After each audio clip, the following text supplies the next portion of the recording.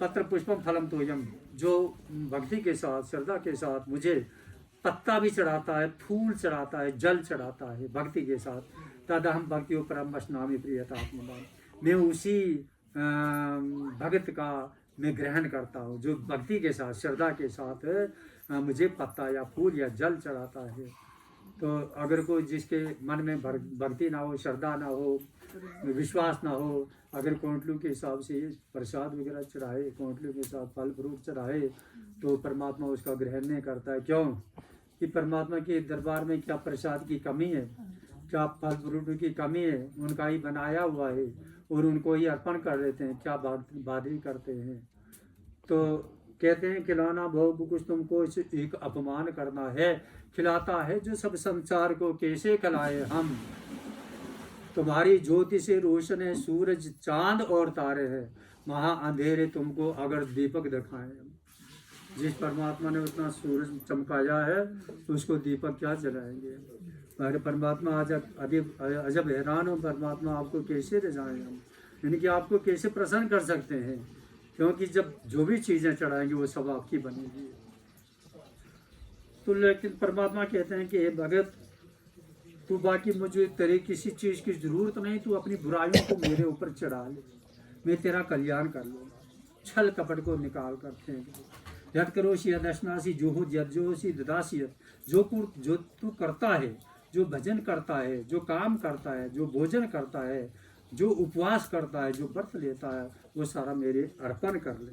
अर्पण का मतलब क्या होता है कि जब हम सुबह सवेरे परमात्मा की भक्ति कर लेते हैं, पूजा कर लेते हैं, उस वक्त ये कर लेना, मन में ही संकल्प कर लेना कि परमात्मा ये जो मैंने भक्ति की इसका फलादेश जो है, जो आपके चरण कमलों को अर्पित होना चाहिए आपको।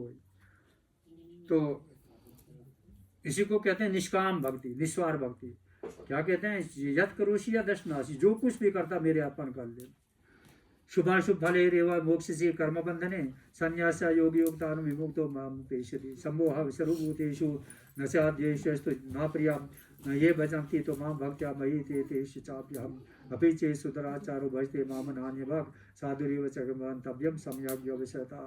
अगर जो दुराचारी भी है, पापी भी है, जितना भी अहंकारी है, घमंडी है, पापी है, अगर एक बार वो अपनी बुराइयों को छोड़ दे और मेरी शरण में आ जाए तो मैं उसका कल्याण कर लेता हूँ, उसको मुक्ति धाम तक पहुँचा देता हूँ। जैसे अजामिल भगत और जैसे वाल्मीकि जी।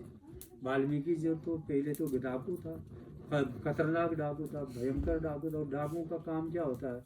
डाकुओं का काम ये भी होता है कि किसी कोई आदमी मिल जाता है तो मौका नहीं मिलता तो आदमी को मार डाल, यार हमने तो लूटना है, इसको कत्ल कर डाल। तो ऐसा था वाल्मीकि। लेकिन उसको जब उसने अपनी बुराइयों को छोड़ दिया, परमात्मा की शरण में आ गया, भगवान राम की शरण में आ गया, तो राम का अवतार बाद में हुआ, वाल्मीकि ने रामायण पहले रच लिख ली। तो ऐसे ही तुलसी भगवान ने जो था, तुलसी जो था पहले तो भगवान की भक्ति नहीं करता था, राम की भक्ति नहीं करता था। वो किसकी भक्ति करता था? वो धर्म पत्नी की भक्ति करता था। आप सबको पता ही होगा कि वो जब पेवके चली गई थी तो वो पता नहीं कहीं बाहर था, जब घर में आया तो पत्नी को पाया नहीं, तो समझ गया कि वो पेवके चली गई है। तो आधी रात को वो घर से निकला और बारिश भी लग रही है, आगे दरिया है और दरिया के किनारे एक मुर्दा है। मुर्दे को अब समझ गया कि मेरी धर्मपत्नी ने मेरे लिए किश्ती बना कर रखी है, मेरे साथ कितना प्रेम करती है। तो उसने मुर्दे को समझकर, किश्ती को समझकर मुर्दे पर चढ़कर दरिया को पार कर लिया। जब वहां पर पहुंचा तो वहां पर क्या देखता है कि ऊपर से एक सांप लटकर आया उसके कमरे से। अब वो बोलता है कि मेरी धर्म पत्नी को मेरे साथ कितना प्यार है कि रस्सी भी डाल दी मेरे लिए कि इस कमरे में आ जा। और सांप को पकड़कर उस कमरे जब पहुंचा आधी रात को, तो उसकी पत्नी का नाम भूल गया। तो वो कहती है कि आप अभी आधी रात में आप कहाँ? तो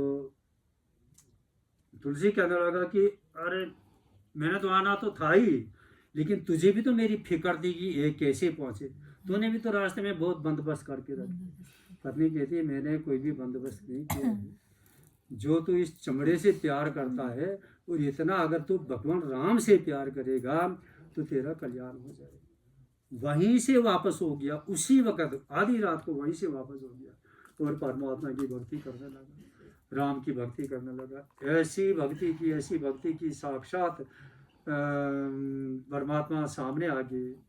चित्रकूट के घाट में पड़ी भक्तन की भीड़, तुलसीदास चंदन किसे तिलक करे रघुवीर, ऐसा हम साक्षात भगवान के दर्शन कर लिए, ऐसी भक्ति की। लेकिन क्या किया, पहले मोह माया को छोड़ दिया। तो यही कहते हैं कि जो भी कुछ करता मेरे अर्पण कर ले। समोह स्वरूति अपीचे सुदराचार भजते मामन अन्य भाग क्षिप्रम भवती परम धर्मात्मा शाश्वती शाश्वत शांति विगछति कौंती प्रति जाहि न मे भक्ता प्रणश्यति मामी पार्थ विपार तू मेरे, यानी कि नित्य भक्ति की भक्ति कर, मैं तेरा कल्याण कर लूँ। मन मना भव भक्तवा मन मना भव मत भक्तो मध्याजी माँ नमस्कुरु, मेरी भक्ति कर, मेरा बन जा, मुझे नमस्कार कर। माँ में वे शिक्षा युक्त महात्मा मत परार, मेरे यानी कि अपना जो शरीर है मेरे प्रति सरेंडर कर ले, समर्पित कर ले। जब तू शरीर समर्पित कर लेते, जब हम अपना शरीर परमात्मा के प्रति समर्पित कर लेते हैं, सरेंडर कर लेते हैं, हवाले कर लेते हैं कि परमात्मा मैं तेरा, सब कुछ तेरा ही, मेरा परिवार तेरा, मेरा सब कुछ तेरा, मेरा घर तेरा, मेरी जायदाद तेरी, ये हो गया एक किस्म का सरेंडर कर लेना।